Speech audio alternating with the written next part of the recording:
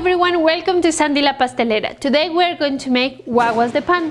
And to do this recipe, we are going to start adding in a bowl 125 grams of warm milk. Then we're going to add 6 grams of dry yeast. We are going to dissolve the yeast, and then we're going to add 75 grams of all-purpose flour.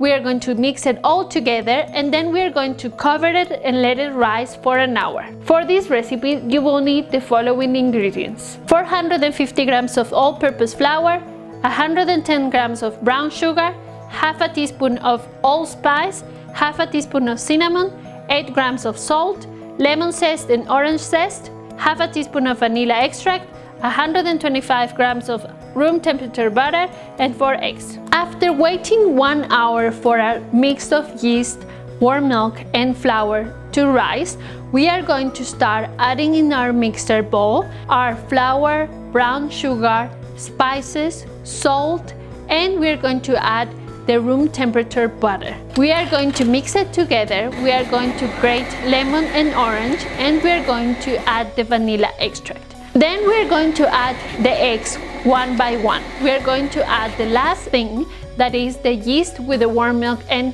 all-purpose flour. We are going to mix it together until you form a dough, and then we are going to let it proof for 2 hours in a warm area. If you don't have time to make your dough during the day, you can make your dough at night.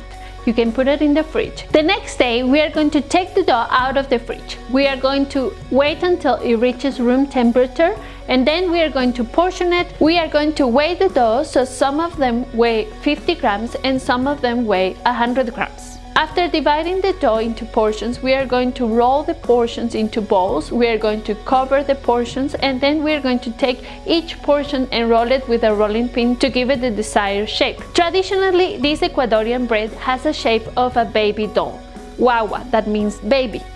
And we are going to try to make different shapes for Halloween as well. We are going to let it rise for 15 to 20 minutes, brush it with a mix of egg and milk, and then we're going to bake it at 180 degrees Celsius for around 15 to 20 minutes.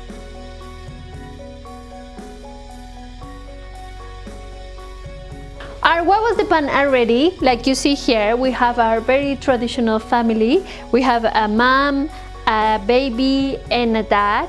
And we also have some Frankensteins for Halloween as skulls. We have some spiders that meant to have 8 legs, but I just did 4 by mistake.